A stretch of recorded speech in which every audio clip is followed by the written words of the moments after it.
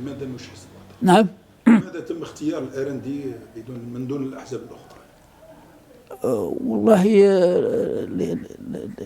لأن كانت بعض الاقتراحات من السيد الوالي. قال ودي لو كان تشوفوا. واش كان ذاك الوقت الوالي من؟ عثماني رحمه الله، عثماني مختار.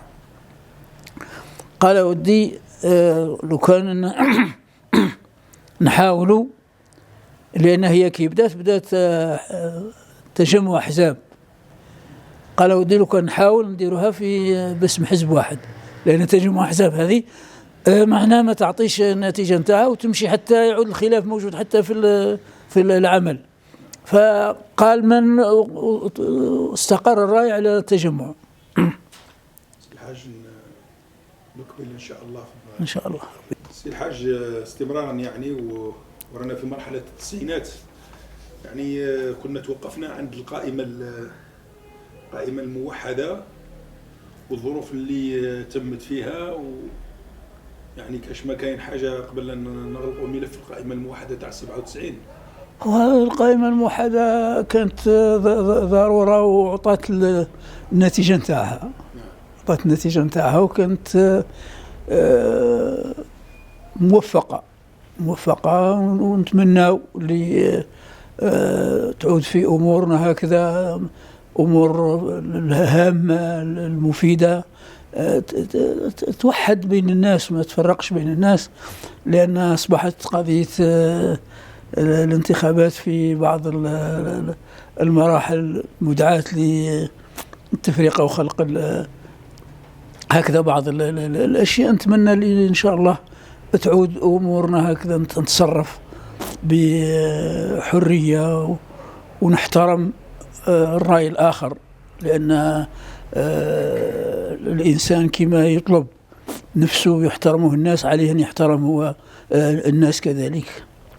الحاج مادام رانا في التسعينات، يعني لا باس أننا نطلع مرات لفوق مرات نعاودوا نهبطوا لتحت في السنوات، يعني الآن نرجعوا بداية التسعينات وقرار يعني إعادة ولا قرار بناء دار العرش الجديدة في زقاق الواسع. دار العرش تاع زقاق الواسع كيفاش كان القرار؟ هي بناء دار العرش، الظروف هي اللي حتمت باش تبنى دار العرش الثانية، لأن دار العرش الأولى أصبحت هي تفكير قبل الأحداث. كان تفكير في بناء دار العرش واسعة، لأن دار العرش القديمة أصبحت لا تفي وما أصبحش تكفي لجمع العرش، لأن توسع العرش وكبروا وكثروا شباب ربي يحفظهم ويبارك فيهم، وأصبحوا يشاركوا في اللقاءات، وأصبحوا كذلك يحيوا مناسبات، وأصبح تعليم البنت، أصبح لقاء المرأة، أصبح دروس تدعيمية ومحو الأمية. هذه الأشياء حتمت باللي تكون دار عرش ثانية. فعزم المصلحين والمحسنين في العرش وانطلقوا، جزاهم الله خير، خاصة اللجنة في تلك الفترة والشباب قاموا بجمع ما يلزم جمعهم من المال. الأرضية كانت على كل حال محجوزة منذ قبل قديمة. مرة خدموا كملوا الدار وأصبحت تؤدي الدور متاعها، فيها المعارض، فيها اللقاءات، فيها حتى زيارات المسؤولين، وفي المناسبة زارها عدة وزراء في المناسبات، في عدة مناسبات، سواء كانت مناسبات انتخابية أو زيارات خاصة للمنطقة. بالنسبة لجمعية الترابط والتواصل سي الحاج، الجمعية هذيك في الحقيقة التوقف نتاعها خسارة، خسارة.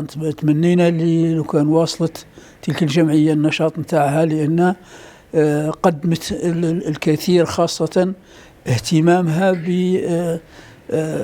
بالناجحين في الامتحانات وفي التعليم، سواء الابتدائي أو المتوسط أو الثانوي والعالي. كان كل ما ينجح فوج من الأفواج في مستوى من المستويات إلا وتقوم بتكريم الأوائل، وكان عندها معنى نشاط كبير داخل العرش وخارج العرش، لأن التكريمات ما كانش تتوقف على أبناء العرش، وإنما كانت تتوقف على كل أبناء بريان. سي الحاج، يعني دار العرش يسموها دار العرش دبادبة، ولكن من المفارقات أن أول عرس فيها كان عرس تاع زرابي محمد شماخي، وأول مأتم دار فيها تاع عمي العيد شموني جار دار العرش، يعني رحمة الله عليه. هي دار عرش الدباب ما فيهاش عيب، لأن الدباب أصحاب ملك، وهم أهل الدار، وهم المسيرين للدار، وهم مالكي الدار، لكن لا يمكن أن تحرم غيرك من استغلال الدار كدار في كل المناسبات، وما هيش برك لآل دباب في الخدمات، بل هي تشمل كل من يحتاجها. كل الذي يحتاج الدار أعطيت له، وهي مفتوحة لكل الناس، ولن تتوقف برك على الدباب. وإنما الدباب هم أصحاب الدار، هذا يعطي، لازم نسمي المسميات باسمائها، لا ينكر هذا. سي الحاج، معليش نرجع شوية اللور، يعني ما فيهاش مشكل، تفضل. احنا هذا السؤال يعني تبادر ذهننا، الحاج متى يعني راح زار الحج ولا دار عمره؟ نعم، يعني وين اللي سبقت لك، الحج ولا العمره ولا في اثنين، ولا واش من سنه؟ أنا سبق لي الحج في سنة 81. نعم. وكانت تلك الفترة الأمور ميسرة،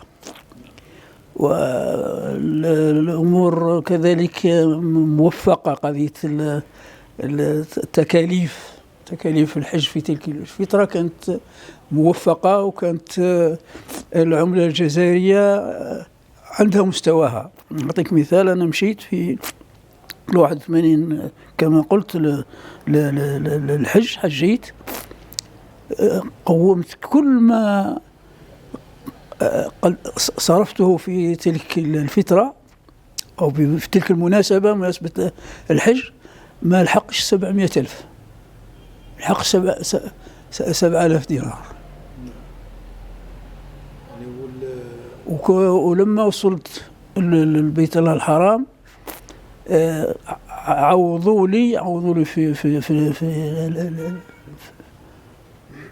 في جدة 3,350 ريال سعودي.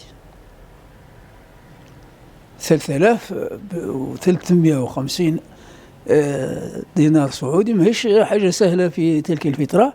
بينما الدفع نتاعي أنا كان بالك حوالي 400 ولا 400 وشيء ألف في تلك الفترة. سي الحاج، بالنسبة يعني كان أول خروج يعني خارج الوطن يعني؟